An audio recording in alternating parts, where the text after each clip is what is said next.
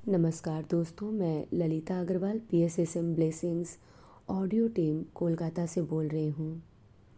Audio number 60 में हम एक नए चैप्टर की शुरुआत करेंगे जिसका नाम है दरविश, यानी सूफ़ी समुदाय का एक सदस्य।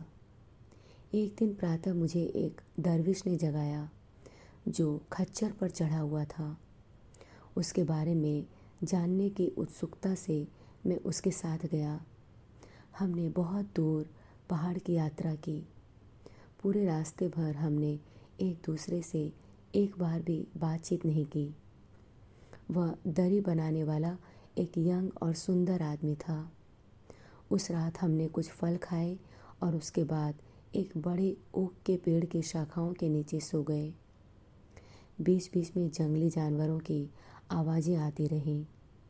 दूसरे दिन भोर होने से पहले हमने अपनी यात्रा जारी रखी और कई दिनों तक यात्रा करते रहे।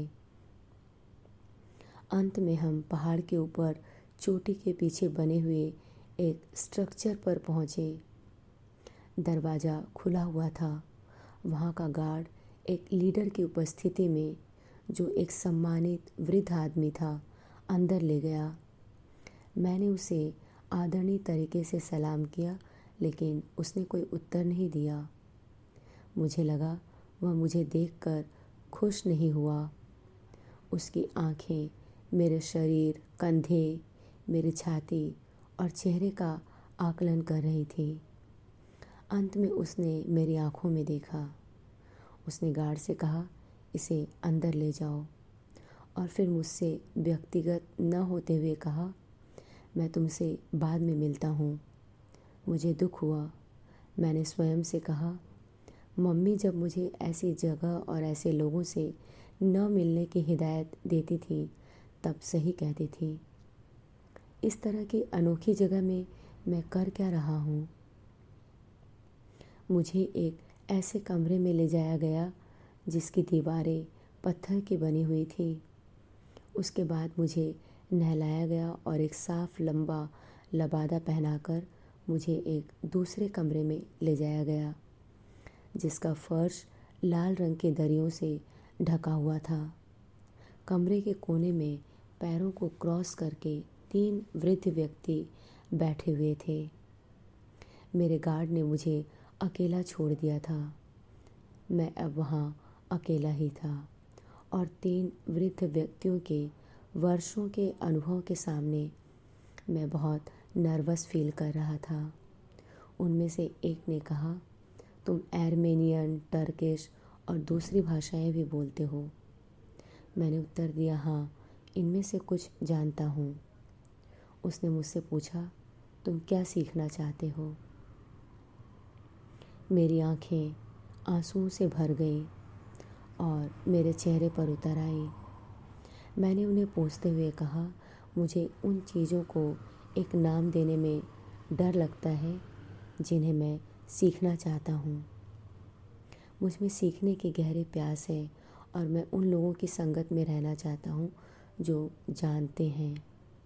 उन्होंने पूछा, तुम्हें कैसे पता कि हम जानते हैं? मैंने कहा, मुझे विश्वास है कि कुदरत मुझे सही लोगों तक ले जाने में मेरा नेतृत्व करेगी।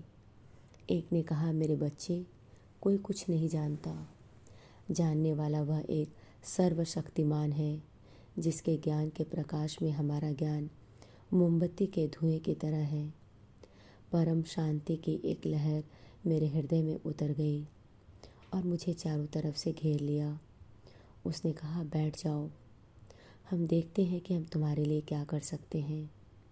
हम तुम्हारे पिता को और तुम्हारे पिता के दोस्तों को जानते हैं। समय समय पर हमने तुम्हारे बारे में सुना है और हम खुश हैं कि तुम आज यहाँ हो। लेकिन यह मत सोचना कि हम तुम्हें कुछ सिखाने जा रहे हैं। जो हालात हम यहाँ तुम्हारे सामने प्रस्तुत करेंगे उनमें तुम स्वयं अपने आप को सिखाओगे। यह मत भूलना कि वह एक सर्वशक्तिमान ही जानने वाला है और उसकी आवाज़ ही हम सबके अंदर है। अब बगीचे में बैठकर आराम करो। मैं बगीचे में गया जहाँ गुलाब के पेड़, ओक और पाइन के वृक्ष और कुछ अपरिचित जाति के वृक्ष लगे हुए थे। शुद्ध ठंडे जल के 2 फाउंटेन्स भी लगे हुए थे। बहुत सारी पहाड़ की चोटियाँ थी, एक के पीछे एक। मैंने मन ही मन कहा, धन्यवाद पिताजी, मुझे यहाँ आने की आज्ञा देने के लिए। मैंने मम्मी को भी मन ही मन धन्यवाद देते हुए कहा, मम्मी, मैं तुमसे प्रेम करता हूँ। मैं कुछ देर तक रोता रहा। मैं वहाँ अकेला ही था। मैं जानता था कि वहाँ कुछ और लड़के भी होंगे, लेकिन मैं किसी को भी देख न सका। सूर्यास्त के समय एक बड़ी सी घंटी बजी। एक लड़का जिसे बगीचे में मुझे साथ लाने के लिए कहा गया था, उसने मुझे अपने पीछे आने का इशारा किया। हम लोगों ने एक बहुत बड़े हॉल में प्रवेश किया, जहाँ आमने सामने दोनों तरफ टेबल्स की कतारें लगी हुई थी। इन टेबल्स के सामने उत्तर की तरफ एक तीसरी कतार भी थी, जहाँ पर 10 वृद्ध व्यक्ति सफ़ेद दाढ़ी वाले और सफ़ेद लबादा पहने बैठे हुए थे। करीब 100 लड़के उन टेबल्स पर बैठकर शांत भाव से, आशीर्वाद से भरे शब्दों का इंतज़ार कर रहे थे, जो वहाँ कहे जाने वाले थे। मेरे गाइड ने मुझे अपने बैठने का स्थान दिखा दिया। किसी ने मुझे नोटिस नहीं किया, किसी ने मुझ पर जरा भी ध्यान नहीं दिया, और मैं उनके इस व्यवहार से हतप्रभ था। हर कोई मौन रहकर इंतज़ार कर रहा था, क्योंकि डिनर सर्व किया जा रहा था। उसके बाद एक बूढ़े आदमी ने मेन टेबल पर जाकर अपना आशीर्वाद दिया। शांति हमारे साथ रहे, आनंद से हमारे हृदय भर जाएं, और सर्वशक्तिमान को सर्व करने के लिए हम अब मिलकर अन्न ग्रहण करते हैं। सभी ने मिलकर कहा, आमीन। डिनर के बाद एक लड़के ने मुझे अपना कमरा दिखा दिया। यह 14 बाई 8 का कमरा था, जिसमें एक बड़ी सी खिड़की थी, जहाँ से पर्वत और घाटियाँ दिखाई पड़ती थी।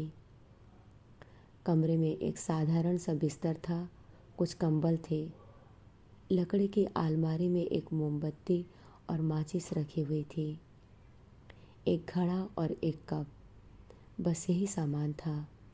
कमरा साधारण था, लेकिन इसमें ज़रूरत का सभी सामान रखा हुआ था। मेरा साथी मुझे छोड़कर चला गया, लेकिन अपने दोस्तों को लेकर मुझे गुड बाय विश करने आया। उन्होंने हमें गुड नाइट विश किया। एक बार फिर मैं अकेला अपने बिस्तर पर बैठा रहा।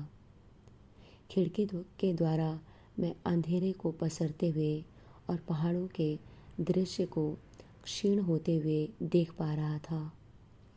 बहुत खूबसूरत दृश्य था यह। अंत में अंधकार इतना ज़्यादा हो गया कि कुछ भी देख पाना असंभव था, इसलिए मैं सोने चला गया। आज के लिए इतना ही। अगले ऑडियो में हम इसी घटना को आगे बढ़ाते हैं। तब तक के लिए धन्यवाद दोस्तों। आप सभी का बहुत बहुत आभार। आपका दिन शुभ हो।